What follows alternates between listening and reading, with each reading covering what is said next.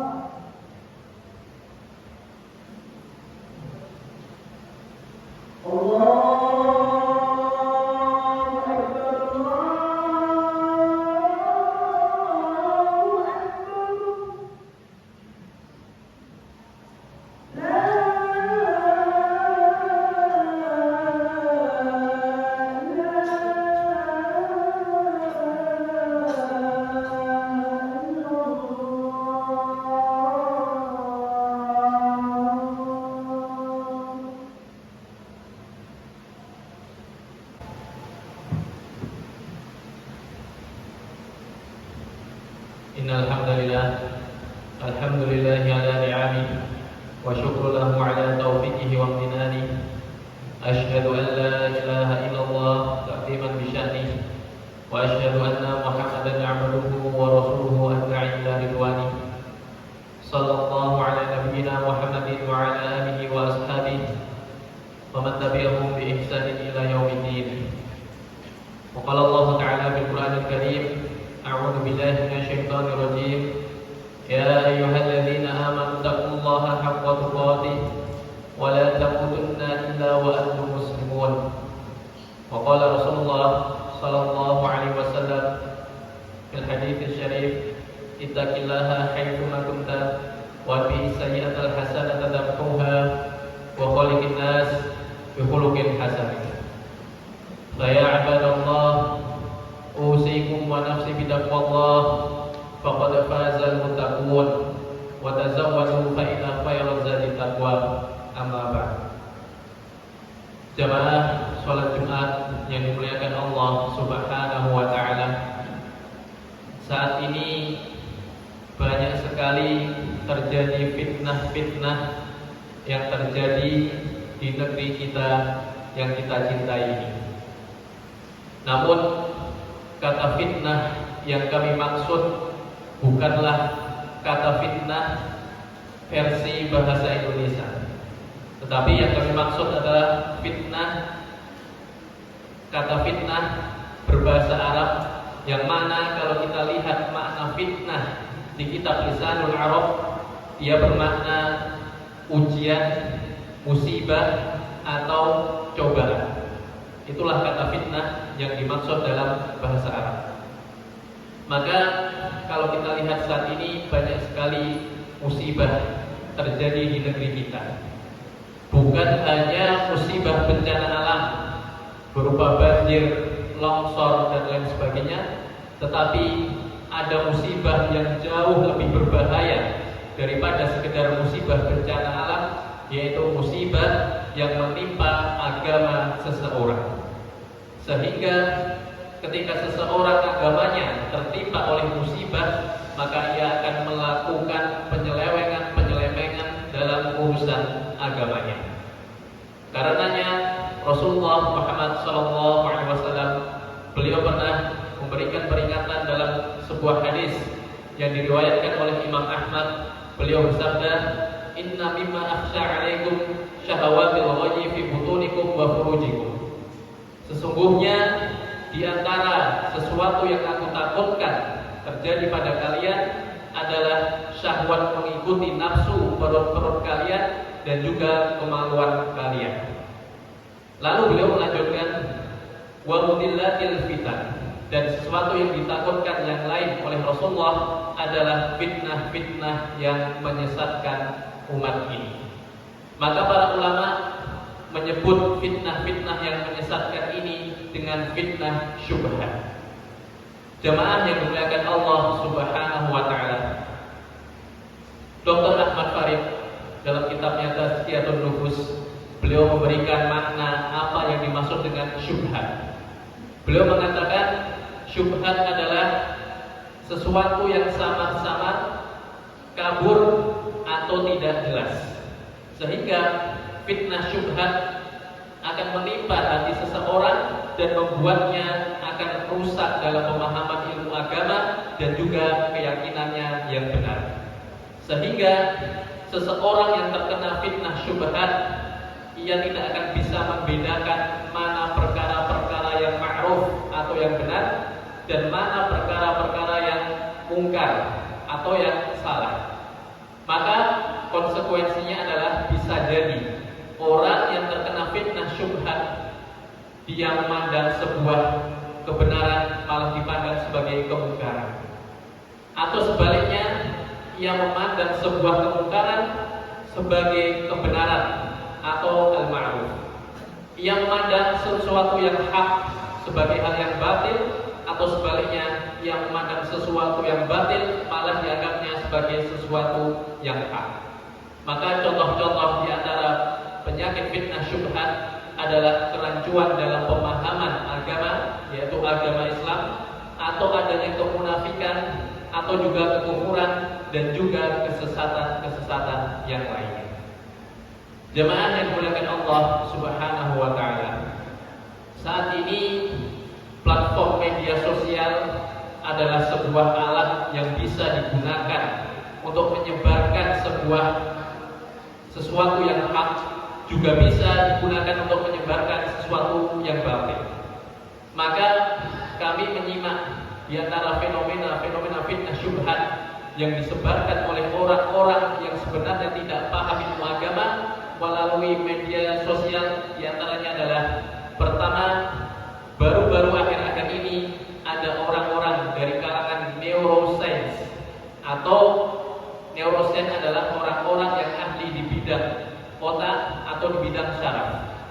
Mereka mengatakan bahwasanya wahyu itu bukan kalam Tuhan atau bukan kalam yang berasal dari Tuhan, tetapi wahyu yang dibawa oleh Nabi Muhammad sesuatu yang berasal dari head voice atau suara yang muncul dari dalam isi kepala Muhammad atau Nabi Muhammad SAW.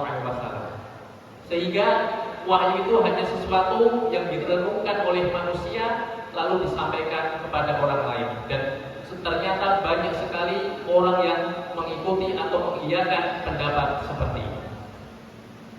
Kalau ada orang mengatakan bahwasanya wahyu atau Al-Quran itu bukan berasal dari Allah, hanya dari Nabi Muhammad atau hasil renungan dari otak Nabi Muhammad SAW, bisa kita bantah.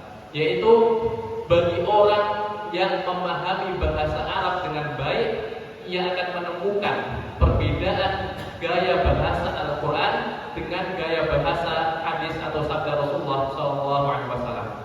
Yang mana Al-Quran kata-katanya itu penuh dengan i'jazul Quran, penuh dengan mukjizat. Bahkan pada zaman dahulu tidak ada seorang pun penyair yang bisa menandingi keindahan dan hikmah kata-kata di dalam Al-Quran. Berbeda dengan hadis yang disabdakan oleh Rasulullah SAW, maka sabda Rasulullah itu merupakan sesuatu yang benar, tetapi dari segi i'jaz atau dari segi keindahan bahasa atau dari segi yang lainnya itu berbeda dengan Al-Quran. Maka tidak mungkin Rasulullah, orang yang tidak bisa baca tulis, bisa membuat kata-kata yang begitu penuh dengan mukjizat. Kedua, di dalam Al-Quran dikabarkan sesuatu yang terjadi pada masa lalu atau yang terjadi pada umat-umat masa lalu, dan juga dikabarkan sesuatu yang akan terjadi di masa yang akan datang. Maka tidak mungkin seorang nabi yang notabene tidak bisa baca tulis, tetapi ia mampu mengerti atau mengetahui hal-hal yang terjadi di masa lalu dan hal-hal yang terjadi di masa yang akan datang. Maka ini bantahan secara logika menunjukkan bahwasanya Al-Quran itu benar-benar kalamullah dan bukan hanya sekedar dari isi pikiran Rasulullah Muhammad SAW. Jemaah yang dimuliakan Allah Subhanahu wa Ta'ala. Berikutnya, di dalam media sosial juga sedang gencar, yaitu pemahaman yang mengatakan atau yang dikatakan oleh seseorang bahwasanya hadis-hadis dari Rasulullah SAW, walaupun itu sahih, ketika ia bertentangan dengan Al-Quran, maka kita tolak hadis tersebut. Atau artinya kita mencukupkan diri dengan Al-Quran. Maka orang yang seperti ini seolah-olah ia paham terhadap agama, padahal sebenarnya ia tidak tahu cara memahami Al-Quran dan hadis dengan benar. Bagi para santri tentunya hal ini sudah tidak asing lagi, yaitu dalam pelajaran usul fikih dijelaskan bagaimana para ulama ketika menghadapi sebuah dalil dari Al-Quran yang seolah-olah bertentangan dengan hadis, maka sejatinya tidak ada pertentangan sama sekali dari Al-Quran maupun hadis. Kenapa demikian? Karena salah satu fungsi dari hadis yang pertama adalah sebagai pengkhususan ayat-ayat yang umum di dalam Al-Quran. Misalkan di dalam Al-Quran Allah Subhanahu wa Ta'ala berfirman, "Harima 'alaikumul maitata wad-dam."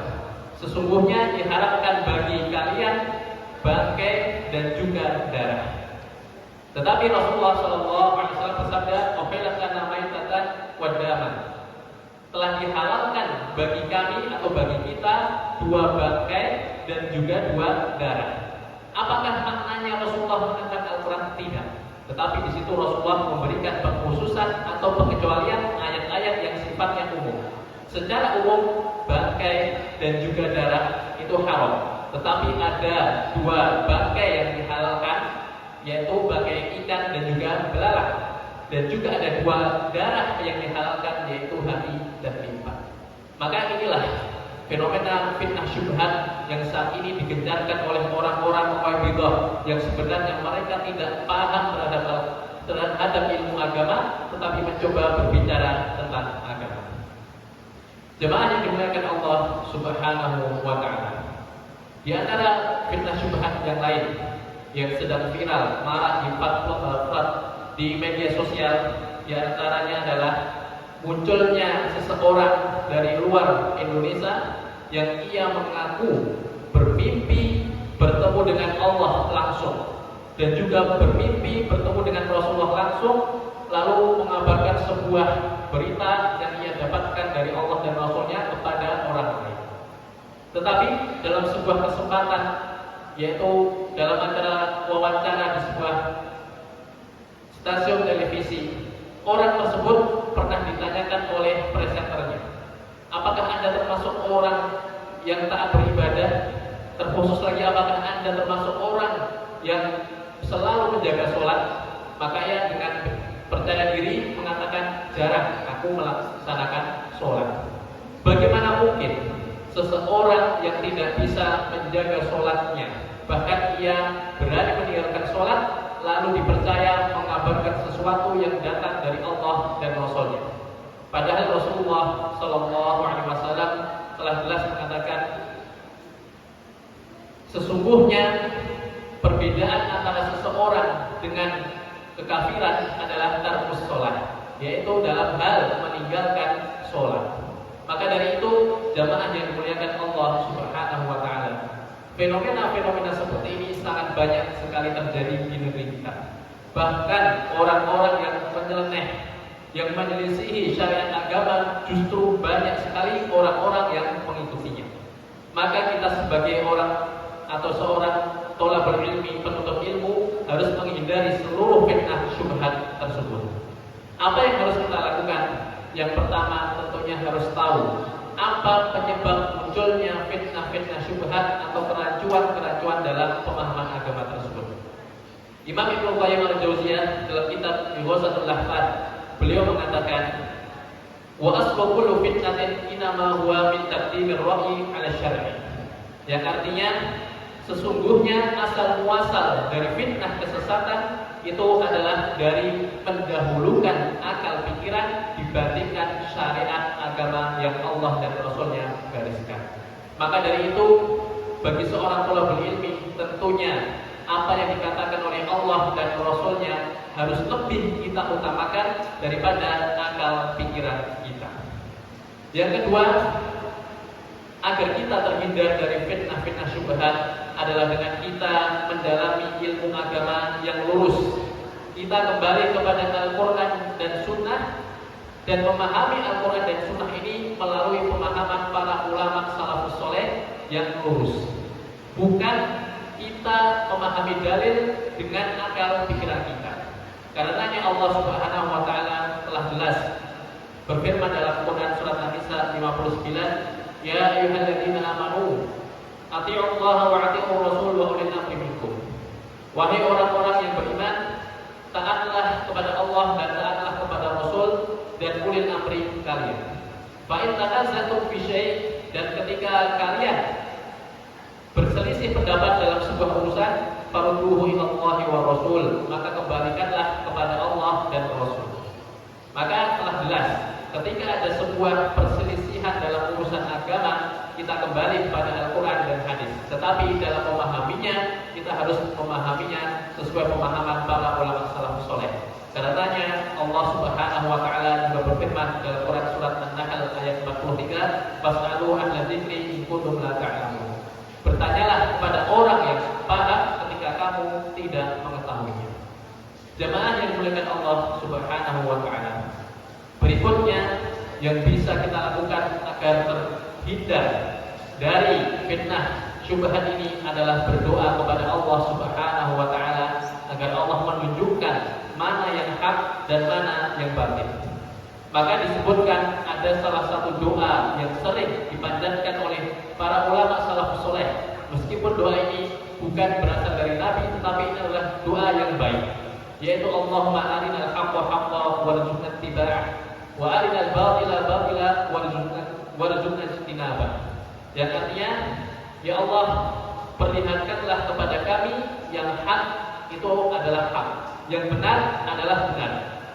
Kemudian kuatkanlah kami untuk mengikutinya, dan tunjukkanlah kepada kami yang batil itu benar-benar batil, dan kuatkanlah kami untuk menjauhinya.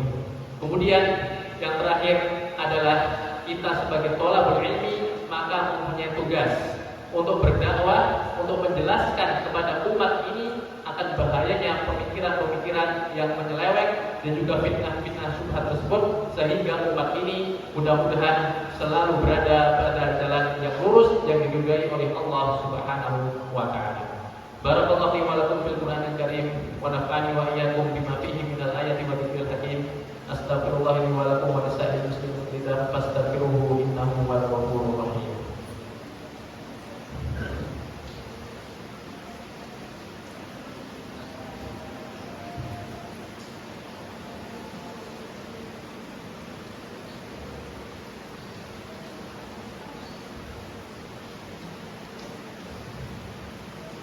Innal hamdalillah nahmaduhu wa nasta'inuhu wa nastaghfiruh wa na'udzu billahi min shururi anfusina wa min sayyiati a'malina. May yahdihillahu fala mudilla lahu wa may yudlilhu fala hadiya lahu. Asyhadu an la ilaha illallah wahdahu la syarika lahu wa asyhadu anna Muhammadan 'abduhu wa rasuluhu la nabiyya wa la rasula ba'dahu. Usikum wa iyaya bittaqwallah faqad fazal muttaqun. Wa qala Allah ta'ala fil Qur'anil Karim, Inna Allah wa malaikatahu yusalluna 'alan nabiy ya ayyuhalladzina amanu sallu 'alaihi wa sallimu taslima. Allahumma shalli wa sallim wa barik ala Muhammadin wa ala alihi wa sahbihi ajma'in bi rahmatika ya arhamar rahimin. Allahumma ighfir lil mu'minina wal mu'minat wal muslimina wal muslimat wa alif baina qulubihim wa aslih dhata bainihim wansurhum 'ala 'aduwwika wa 'aduwwihim. Allahumma la kafarata alladziina yasudduna 'an sabilik wa yukadzibuna rusulak wa yuqatiluna awliyaa'ak. Allahumma khalif baina kalimihim wa zalzil aqdamahum wa anzil bihim ba'saka alladzi la tarudduhu 'anil qawmil zalimin. Allahumma ansur ikhwanana muslimina fi Filistin wa fi kulli makan wa fi jami' anha'il 'alam. Allahumma la taj'al musibatana fi dinina wa la taj'al ad-dunya akbar hammina wa la mablagha 'ilmina wa la tusallit 'alaina man la yarhamuna. Allahumma arina al-haqqa haqqan warzuqna ittiba'ah wa arina al-batila batila warzuqna ijtinabah. Rabbana atina fid dunya hasanah wa fil akhirati hasanah wa qina 'adzabannar. Subhana rabbika rabbil 'izzati 'amma yasifun wa salamun 'alal mursalin walhamdulillahi rabbil 'alamin.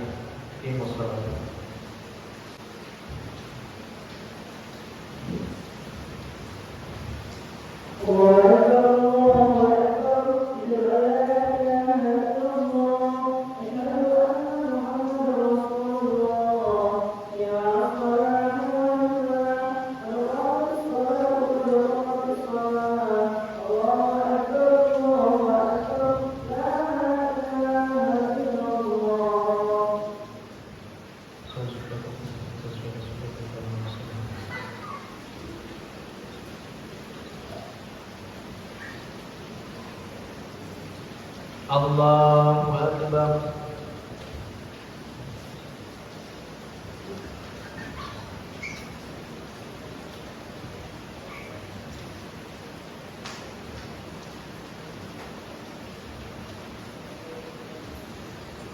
Bismillahirrahmanirrahim. Alhamdulillahi rabbil alamin. Ar-Rahmanir Rahim. Maliki yaumiddin. إياك نعبد وإياك نستعين اهدنا الصراط المستقيم صراط الذين أنعمت عليهم غير المغضوب عليهم ولا الضالين.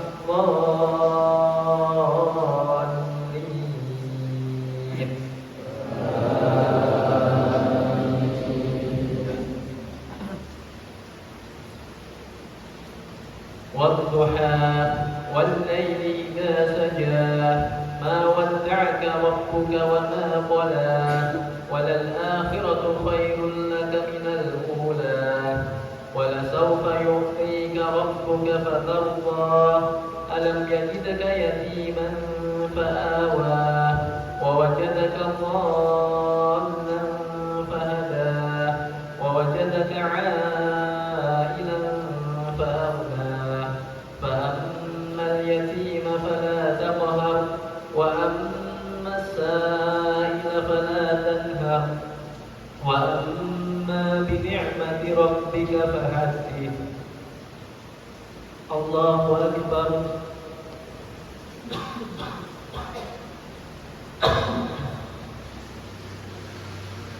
Sami'allahu liman hamidah.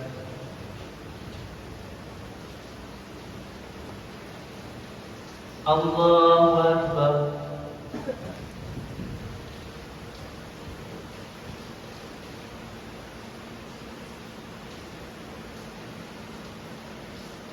Allahu Akbar.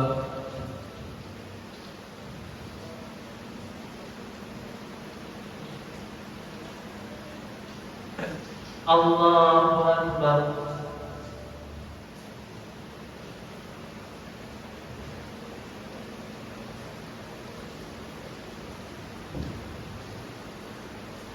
Allahu Akbar. Bismillahirrahmanirrahim. Alhamdulillahi Rabbil alamin. Ar-Rahmanir Rahim. Maliki yawmiddin. Iyyaka na'budu wa iyyaka nasta'in. Ihdinas siratal mustaqim. Siratal ladzina an'amta 'alaihim ghairil maghdubi 'alaihim waladdallin.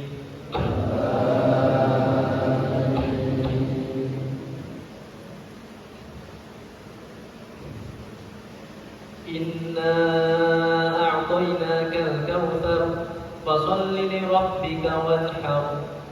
Inna shani'aka huwal abtar. Allahu Akbar. Assalamualaikum warahmatullahi wabarakatuh. Assalamualaikum warahmatullahi